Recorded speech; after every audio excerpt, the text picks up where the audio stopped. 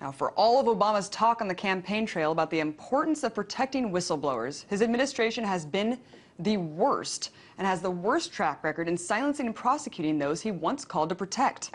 One of the most startling cases of government whistleblowing is Sibel Edmonds, who's been called the most gagged woman in history. Sibel is an Iranian-born former FBI translator who's been fighting for years to tell her story. Until now. After waiting 340 days for FBI clearance of her memoir, she decided to release the book on her own, in full, without any approval or redactions. The book gives explosive allegations that indict multiple levels of the government in traitorous deception and cover-up inside the FBI. Sibel Edmonds is the founder and director of the National Security Whistleblower Coalition and the author of the book Classified Woman. She joins me in the studio for more. Sibel, there's been a gag order against you for years, and you're deciding to come out now. Why? Well, it took several years, to be exact 5 years, to fight this case, or try to fight this case in courts and through Congress and through executive agencies such as the Inspector General's office. And basically, in every turn, I was further classified. In fact, the government, and this is during the Bush administration, Attorney General at the time, John Ashcroft, ended up invoking another gag order on Congress. They retroactively classified everything Congress had investigated in my case. So after those 6 years, I was exhausted. So I went away for 2 years. Came back in 2009 thinking that we are going to have a new administration and that we were going to see at least hopefully some kind of a change. And that didn't take place, but I started writing this book and I abided by the Justice Department's own regulations, the law. I submitted it to them. They had 30 days to redact it and give it back to me. They didn't. And they kept sending letters for a year to my attorneys saying that I cannot publish a single word in this book, but they would not give us a redacted version. We fulfilled our obligation. I have Constitution on my side, so I went ahead and I finally published this book, so it's out. In your book, you talk about high government officials actually working against the interests of national security. And you talk about very clear warnings about 9/11 that were either ignored or censored from different elements of the agency. Could you talk about why elements of the government would work against their national security and not prevent attacks such as that? Well, in 9/11 cases, there were cases where information was intentionally blocked.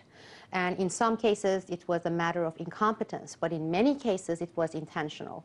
And after 9/11, this information, they were classified further. They were not provided to the 9/11 Commission. They were not, these information, they didn't make their ways into the Senate and the House joint inquiry into 9/11. So if you look at all these reports from these various bodies, you don't see any of this evidence that FBI had in its possession for years. And so that had to do with 9/11, but with corruption cases, it mainly involved foreign lobby and foreign organizations working with high-level U.S. officials, some of them elected in Congress. We still have some of those. Just through my section division, we had 12, 13 congressional people. We also had people within the State Department, and we are looking at people who were as high as second, third highest people in State Department who were working with certain foreign entities and organizations, and they were providing information to these organizations. What about the alternative media who, I mean, many alternative media have persecuted you for providing an alternative theory that doesn't quite gel with the government's narrative about these events and about what you're saying. Do you think the media is complicit in this cover-up? Well, you have to look at two kinds of medias today. One is the mainstream media, and I believe as far as they are concerned, everybody knows. I don't think they have any credibility left, neither with the American public. So nobody even take them seriously. I mean, you're looking at New York Times that sold all these lies with Iraq war. I mean, they had Judith Miller. So, for example, if they were to review my book and they would say something positive, I would really panic because considering where they stand, that would be a very, very big insult for me. And as far as the alternative mediums, well, we have places like RT here that has been very consistent in being independent. But many alternatives, they are receiving their funding, their money from these foundations that are owned by those corporations, large mega corporations, the same 1% we've been screaming about. So how could they be independent? I mean, when you have Soros foundations, several Soros, giving millions of dollars to a particular alternative media, what is alternative about that? So I refer to them as quasi-alternatives. And unfortunately, today we have very few media channels, whether it is print or radio, that is truly alternative and truly independent. Let's talk about what would you say is the most explosive allegation that your book puts forward, specifically? For this book, as I said, I submitted it to the FBI, and I did not disclose anything that I perceived and knew to be classified.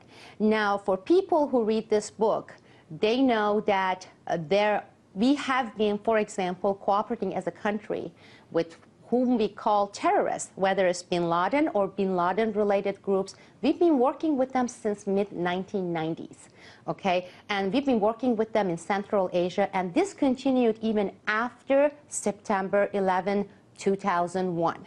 We have been directly, as a country, as a nation, and the Congress budgets, these are the secret budgets, we've been funding terrorist groups like Chechens.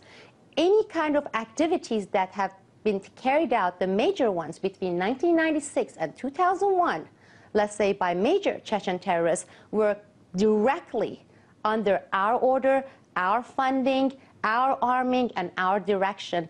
And we worked very closely with individuals and the groups from Afghanistan, Pakistan, Saudi Arabia, and most importantly, NATO ally Turkey, to put in place various cells in Central Asia and Caucasus to create terror. So what about these domestic cases that we're seeing, all these continued foiled terror plots that somehow it all comes out that there's cases of entrapment? I mean, do you think that these are legitimate, or do you think that this is just to justify police state measures at home and endless war abroad?